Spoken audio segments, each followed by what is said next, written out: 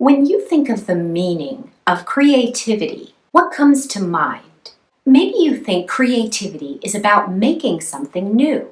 Well, you wouldn't be wrong. But did you know that there is so much more to creativity than what you make? In fact, creativity is a key to self-discovery that even your conscious mind can't unlock. What do I mean? Stick around and find out.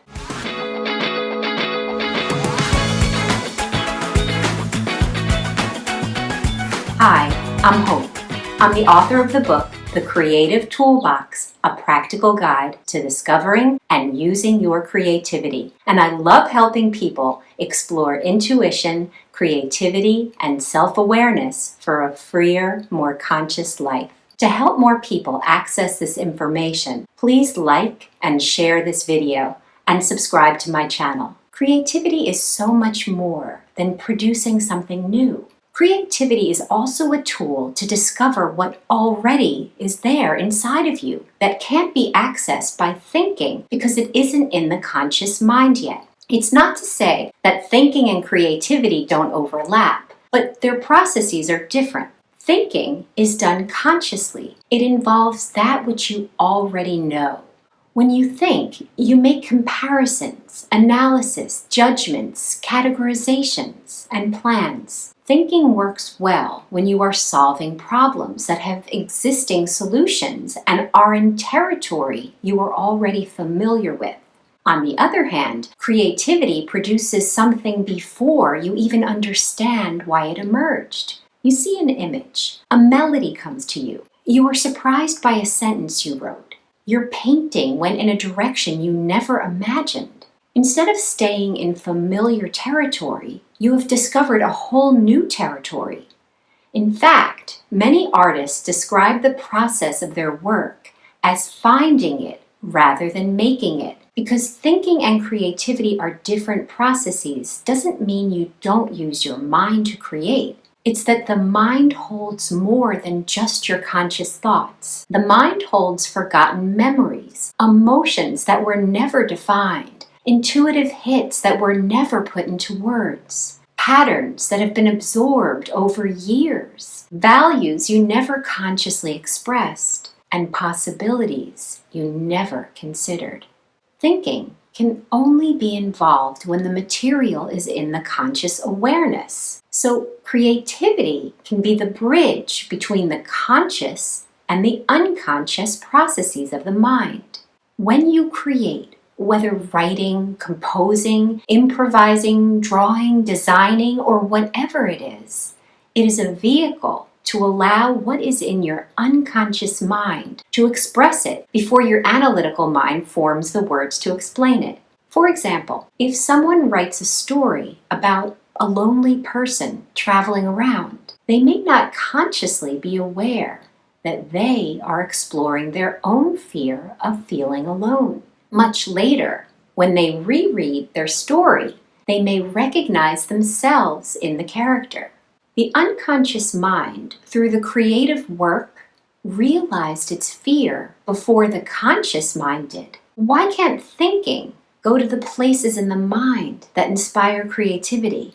The thinking mind is looking for certainty. It seeks the right answer. It wants to make something make sense. It likes logic. So the lens of the thinking mind is quite narrow compared to the lens of creativity. Creativity accepts ambiguity. Rather than seeking out the correct answer, creativity asks, what if? What happens if I follow this? What wants to emerge? Even though the unconscious is a major source for creativity, many people believe that they must know themselves before they can create. But much of the time, self-discovery occurs from observing what emerges from creativity. Maybe you notice repeated themes that come up, such as themes of freedom. Maybe you discover a fascination for places forgotten by others. Maybe you develop a compassion for outsiders. You might discover an attraction to symmetry. You may keep stumbling upon the same questions about mortality, love, belonging, or transformation. Maybe you never consciously believed any of these things mattered, but your creative work identifies them. In a way, what you create becomes a mirror to who you are. Not a literal mirror, because your creations may be exaggerations or romanticized versions of your inner self, but they demonstrate patterns that you would likely never discover through the conscious mind alone. Think of the creative process as a dialogue between creator and creation. You don't know exactly where the conversation is going to go. For example, a writer may begin describing one character, but the character takes an unexpected turn in a direction never consciously predicted. In one brushstroke, a painter creates a totally different message through their painting. A scientist finds something unexpected, goes down a rabbit hole, and comes up with a whole new hypothesis. Not only does the creator influence the work, but the work also influences the creator.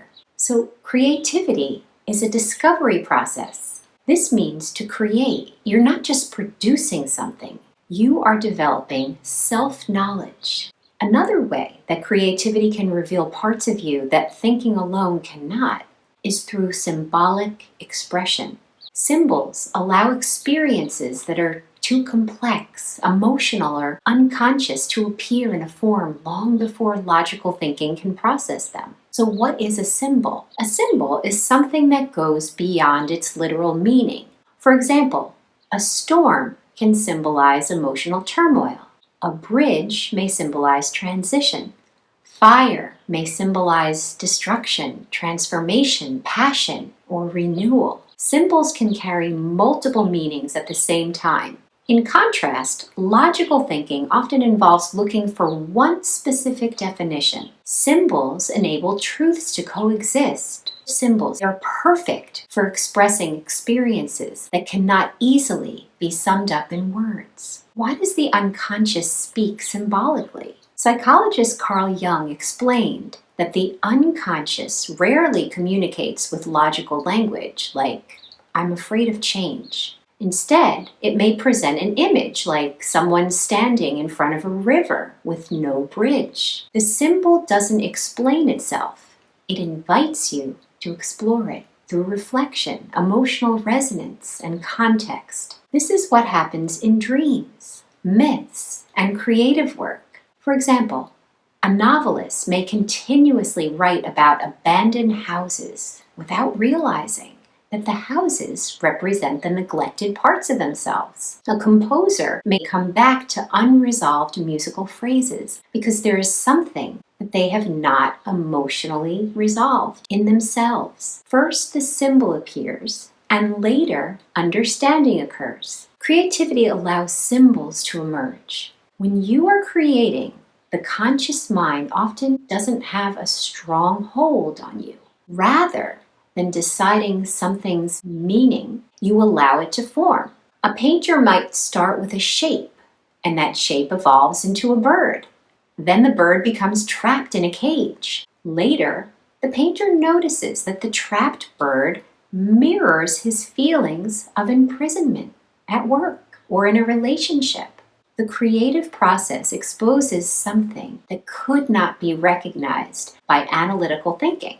The symbol was the bridge between unconscious experience and conscious awareness. Symbols contain more emotional complexity than what the conscious mind can express. If someone asks, "How do you feel?" the thinking mind might say, "Sad." But when you create based on this feeling, maybe you will draw a tree standing by itself in winter with one leaf still hanging on to its highest branch. This image you created conveys more than sadness. It represents loneliness, endurance, hope, loss, time, and resilience. Yet none of it was spoken. The symbol contains all these multiple layers at once. Many people assume that artists intentionally put symbols in their works, and sometimes they do. But many times their appearance is spontaneous. Their appearance may also be repeated in their works, revealing deep-rooted concerns before the artist is consciously aware of them. They may never have consciously intended to include these themes in their work, but the work reveals aspects of who they are. The creative process shows patterns that occur beneath the surface of conscious awareness. Creativity generates, and thinking translates. First, creativity generates symbols through images, stories, melodies, metaphors, and forms without a complete understanding. Then thinking interprets the symbols by asking, why did I keep drawing mountains? Why do all my stories involve journeys? Why does this melody feel like home? Thinking is important, but it comes after the symbol is there. Without the symbol, thinking has nothing new to interpret. However, the symbol itself can have many different interpretations. Let's say you paint a staircase. After a while, you understand that it represents growth. Years go by, and you see that it represents your relationship with your parents. A decade later, you see it as a symbol of spiritual ascension. While it's the same symbol, you are no longer the same. As you become more aware, the symbol reveals more dimensions of you. Creativity can also teach you about yourself because it is a form of unconscious communication. While thinking analytically, your mind attempts to be logical, coherent, and intentional. Concepts and explanations are fundamental to analytical thinking. Thinking strives to answer questions like, what do I mean? What is the correct answer? How should I explain this? Whereas a creative work is a form of unconscious communication. It is a means of expressing patterns, emotions, conflicts, and desires that exist beneath the conscious mind. Thousands of choices are being made without fully planning them. Symbols emerge before any conscious explanation does. These choices reflect emotional knowledge that has not yet been verbalized. Modern neuroscience has discovered that during creative states, ideas emerge through a combination of memory, emotion, perception, and intuition. The creator then takes the discoveries and puts them into a finished form. There may be some truths that the creator overlooked, that the viewer of the work identifies. This goes to show that the creator of the work unconsciously communicated some truths that they themselves missed on a conscious level. However, creativity is not a completely unconscious process. It's more like a dialogue between craftsmanship, which is very deliberate, involving technical skill, and intuition, which introduces new material that requires the assistance from the unconscious. The finished creation can become a conversation between what the artist consciously intended, the unconscious processes that emerged, and the inner life of the audience who sees the creation.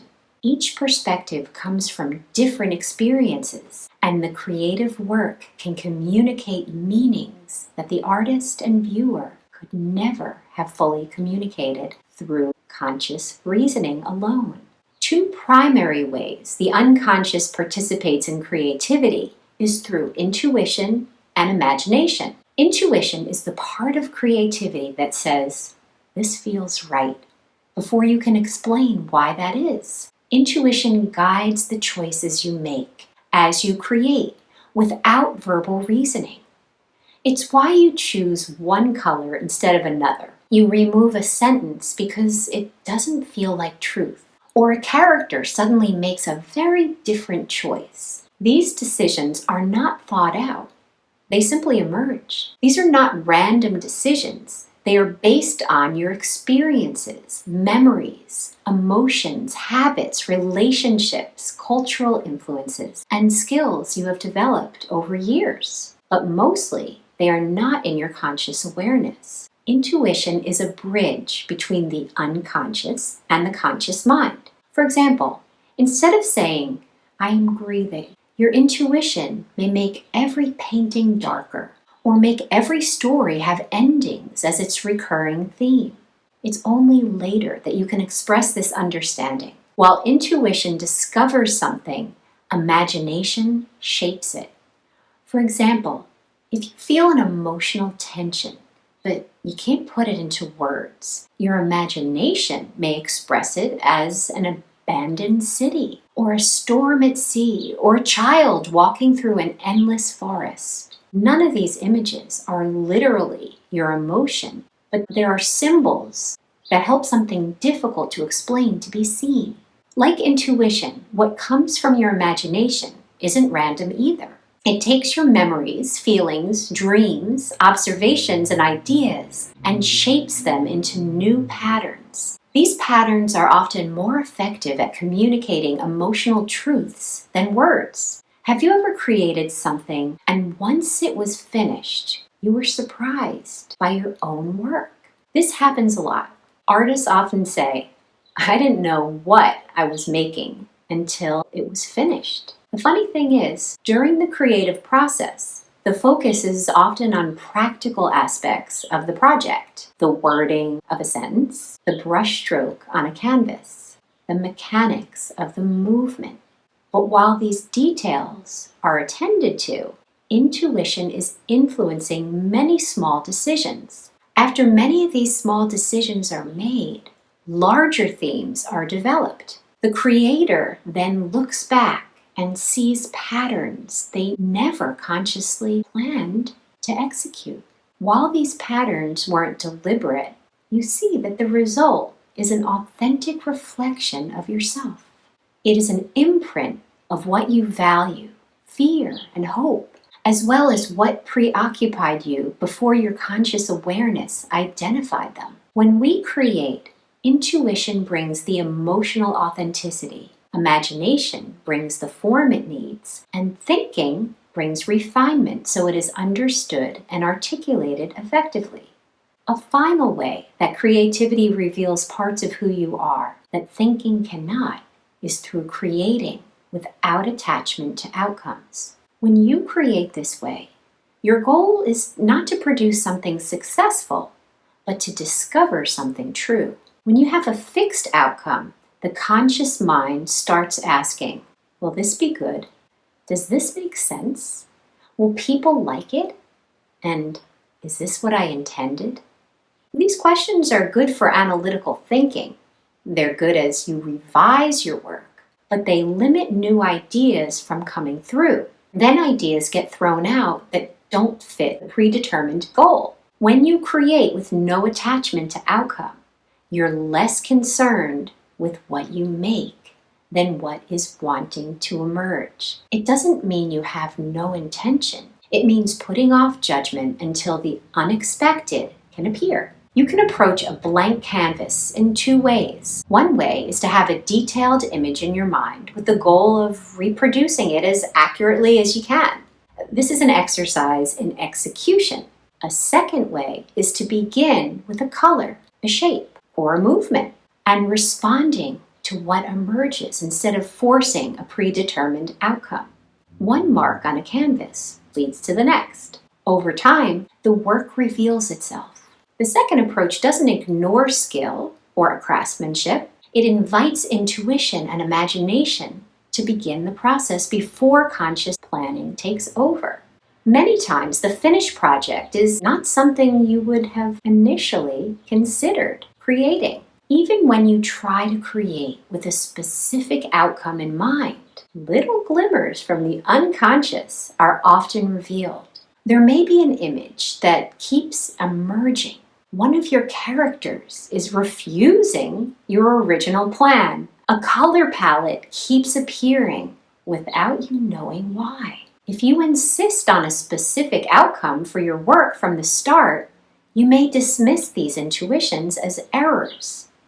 But those errors are often doorways to where truth lives. A painter who begins by making landscapes visualizes empty windows everywhere. A composer writing a happy melody may find himself moving toward unresolved harmonies. A writer who planned an adventure novel finds that every chapter has a theme of forgiveness. Creating without outcomes turns creativity into a conversation. You observe what emerges and respond to it. Then your creation starts to talk back. And by talk back, I mean that you can observe, react to, revise, and question each choice. Each choice you then make is shaped by previous choices, not just by your initial intention.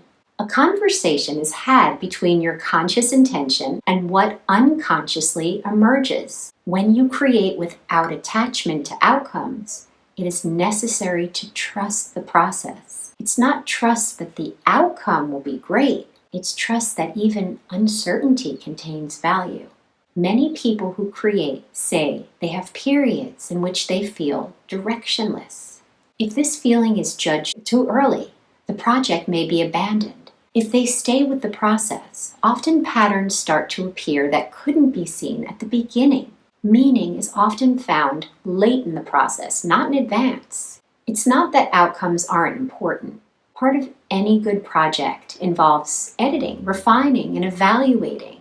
Architects need to create buildings that will remain standing. Scientists must test their hypothesis. Musicians must rehearse. It's the timing that matters.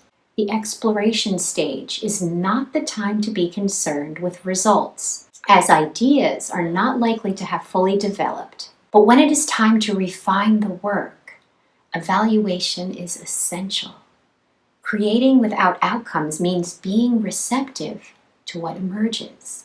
When you are, you make space for the parts of you that you are less familiar with to participate. Intuition provides subtle direction. Imagination gives the direction form. Later, reflection comes naturally when you are ready to understand what has taken shape. When this all happens, people will often finish a project feeling that they have learned something, not just produced something. Thinking wasn't cut out, but it didn't run the show either. This approach allowed experiences, emotions, and patterns that were not yet analyzed and discussed to arrive first as art and later as understanding. Have you ever learned something about yourself through the creative process that you never knew before? Comment down below. Well, that's it for now. Please like, comment, and share this video, and subscribe to my channel to know when the next video drops. Thanks for watching, and stay tuned for more tools for exploring your intuition, creativity, and self-awareness for a freer, more conscious life. See you soon.